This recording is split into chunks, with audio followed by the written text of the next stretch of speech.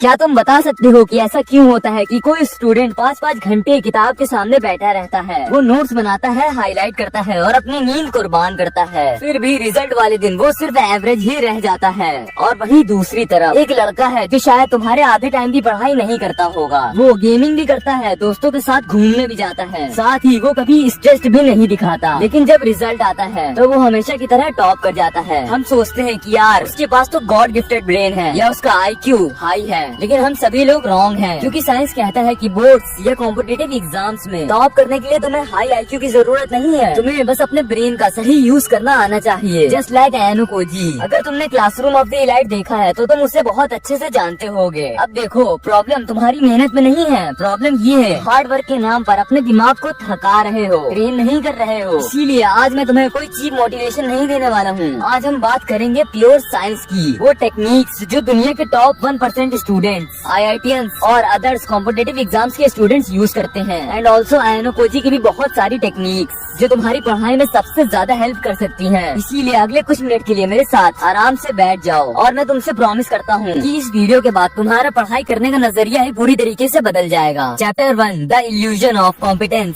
सबसे पहली और सबसे बड़ी गलती जो 95% स्टूडेंट्स करते हैं, इसे साइकोलॉजी में कहते हैं द इल्यूजन ऑफ कॉम्पिटेंस। ध्यान से सुनना, क्योंकि ये तुम्हारी सारी मेहनत पर पानी फेर सकती है। जब तुम बार बार अपने टेक्स्ट बुक रीड करते हो या अपने नोट्स को बार बार हाईलाइट करते हो तो तुम्हारे दिमाग को एक सिग्नल मिल जाता है कि हाँ, ये तो मुझे आता है, ये लाइन तो मैं पढ़ चुका हूँ। तुम पेज पलटते जाते हो और सब कुछ स्मूथ लगता है, तुम्हें लगता है कि तुम सीख रहे हो, तुम याद कर रहे हो, लेकिन ये एक धोखा है। असल में तुम्हारा दिमाग सिर्फ उस इन्फॉर्मेशन को रिकॉग्नाइज कर रहा है, रिकॉल नहीं कर रहा। रिकॉग्नाइज करने में और याद करने में जमीन और आसमान का फर्क है। अगर तुम एनो कोजी जैसे कैरेक्टर्स को ऑब्जर्व करते हो तो वो कभी भी पागलों की तरह रट्टा नहीं मारते, न ही वो पूरी किताब को कलर करते हैं, यानी कि याद करते हैं। अब तुम पूछोगे व्हाई? क्योंकि उन्हें एक बेसिक रूल पता है, reading is passive, learning is active. जितनी बार तुम नोट्स को रीड करते हो तुम्हारा दिमाग स्लीप मोड में चला जाता है, तुम कंफर्टेबल फील करते हो, और यही सबसे बड़ा ट्रैप होता है। पढ़ाई कंफर्टेबल होनी ही नहीं चाहिए। न्यूरो साइंस का एक सिंपल रूल होता है, learning happens when it feels hard. सोचो, तुम जिम गए हो, अगर तुम वहाँ जाकर 2 किलो का डंबल उठा रहे हो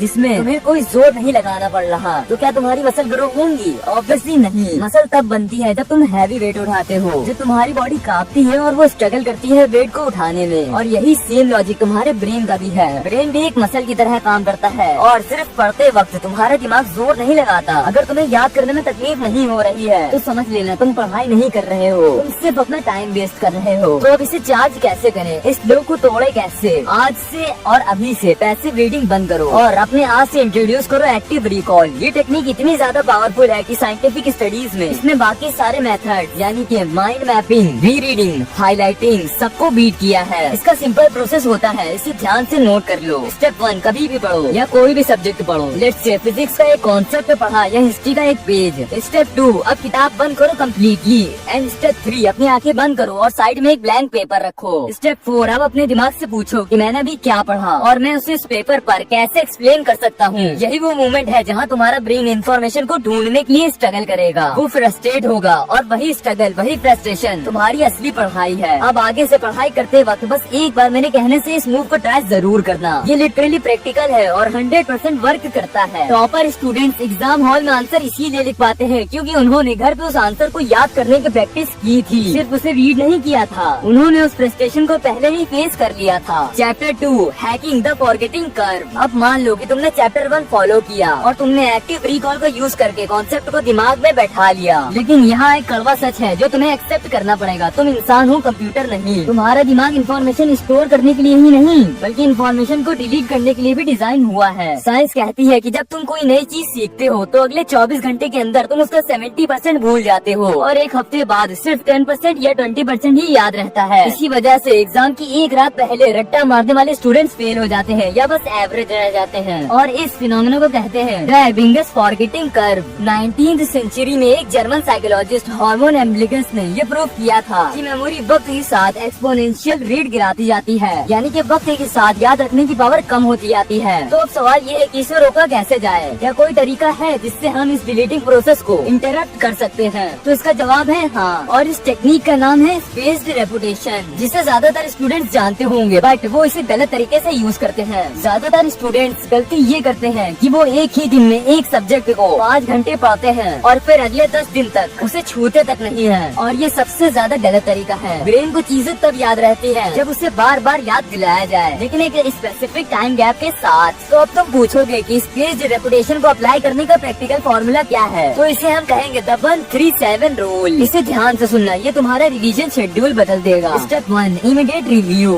डे 0, जब तुमने आज कुछ नया पढ़ा तो उसे बंद करने से पहले या सोने से पहले एक क्विक एक्टिव रिकॉल करो। ये तुम्हारी पहली लेयर है। Step 2, the first gap. Day 1, अगली सुबह या 24 घंटे के अंदर उस टॉपिक को वापस रिवाइज करो। तुम देखोगे कि तुम कुछ चीजें भूल चुके हो और ये नॉर्मल है। जब तुम उसे वापस रिकॉल करोगे तो तुम अपनी मेमोरी को रीसेट कर दोगे 100% पर। Step 3, the white gap. अब तीसरे दिन का गैप लो। तीसरे दिन जब तुम वापस इस टॉपिक को देखोगे तो तुम्हें जोर लगाना पड़ेगा उस टॉपिक को याद करने के लिए। तुम्हारा दिमाग थोड़ा स्ट्रगल करेगा और जैसा मैंने चैप्टर 1 में कहा था, ये स्ट्रगल ही सिग्नल है तुम्हारे ब्रेन के लिए। मतलब उसे लगेगा कि ये इन्फॉर्मेशन इम्पोर्टेंट है, इसे डिलीट मत करो। Step 4, the final log. Day 7, और फाइनली एक हफ्ते बाद लास्ट रिवीजन। अगर तुमने ये 1-3-7 का पैटर्न फॉलो कर लिया तो साइंस गारंटी करती है कि वो इन्फॉर्मेशन तुम्हारे दिमाग में महीनों तक, शायद सालों तक स्टोर रहेगी और ये लिटरली तुम्हारे एग्जाम टाइम में बहुत ज्यादा काम आ सकती है। इसीलिए इसे आज से ही ट्राई करो। लेकिन अब तुम बोलोगे कि यार इतना शेड्यूल कौन याद रखेगा, मेरे पास तो वैसे ही टाइम नहीं है। तो इसका भी सॉल्यूशन सिंपल है, टेक्नोलॉजी का यूज करो, सिस्टमैटिक बनो। मतलब एक सिंपल एक्सेल शीट बनाओ या फिजिकल कैलेंडर यूज करो। पॉइंट सीधा सीधा ये है कि तुम हार्ड वर्क मत करो, स्मार्ट टाइमिंग का यूज करो। एक एवरेज स्टूडेंट एग्जाम के 2 दिन पहले 10 घंटे पढ़ाई करता है और पैनिक करता है। वही एक स्मार्ट स्टूडेंट हर रोज थोड़ा पढ़ता है, लेकिन सही गैप पर रिवाइज करता है और एग्जाम वाले दिन वो चिल रहता है।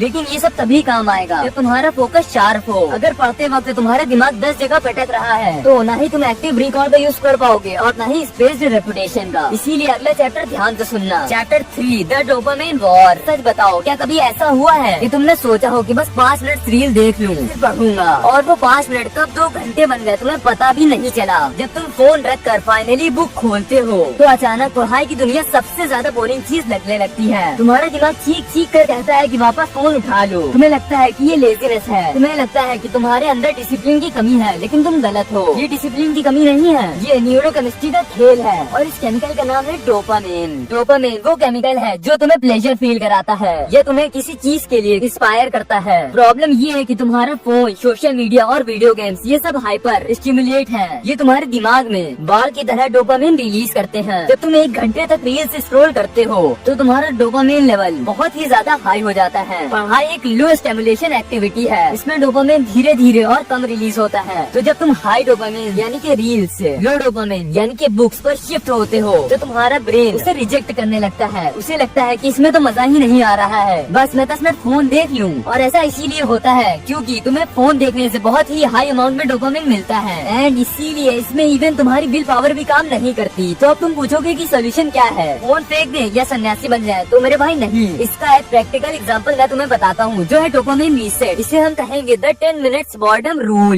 ये रूल सुनने में अजीब लगेगा पर ये साइंटिफिकली प्रूवन तरीका है फोकस वापस पाने का। जब भी तुम पढ़ने बैठो बुक खोलने से पहले 10 मिनट तक कुछ मत करो, लिटरली नथिंग। न फोन, न म्यूजिक, न किसी से बात करना और न ही कुछ खाना। बस अपनी चेयर पर बैठो और दीवार को देखो। शुरू के 2 मिनट तक तो तुम्हारा ब्रेन पागल हो जाएगा कि भाई कुछ तो इंटरेस्टिंग कर, तुम्हें रेस्टलेसनेस फील होगी। लेकिन 5 से 7 मिनट बाद तुम्हारे डोपामिन लेवल नीचे आना शुरू हो जाएगा, तुम्हारा दिमाग शांत होने लगेगा और 10 मिनट बाद अचानक वो बोरिंग किताब तुम्हें उतनी बोरिंग नहीं लगेगी। अब तुम पूछोगे क्यों? क्योंकि अब तुम्हारे दिमाग के पास दीवार घूरने के अलावा सिर्फ पढ़ाई करना ही एक ऑप्शन है जो ज्यादा इंटरेस्टिंग है और दीवार घूरने से बेहतर उसे पढ़ाई करना ही लगेगी। आयोनो कोजी जैसे कैरेक्टर काम इसीलिए लगते हैं क्योंकि वो कांस्टेंट चीप डोपामिन के पीछे नहीं भागते, वो बोर्डम को एम्ब्रेस करते हैं। एंड इसीलिए एक बात याद रखना, focus is not magic, focus is just the elimination of distractions. हमने ऑलमोस्ट सब कुछ कवर कर लिया है और अब इस वीडियो को यहीं तक रखना चाहिए। तो बस आज की वीडियो यहीं तक थी। तो अगर ये वीडियो अच्छी लगी हो तो इसे लाइक कर देना और हाइप कर देना। बाकी अगर चैनल पे नए हो तो सब्सक्राइब भी कर देना और अपने उस फ्रेंड के साथ जरूर शेयर कर देना जिसे स्टडी की सबसे ज्यादा जरूरत हो। तो चलो मिलते हैं नेक्स्ट वीडियो में।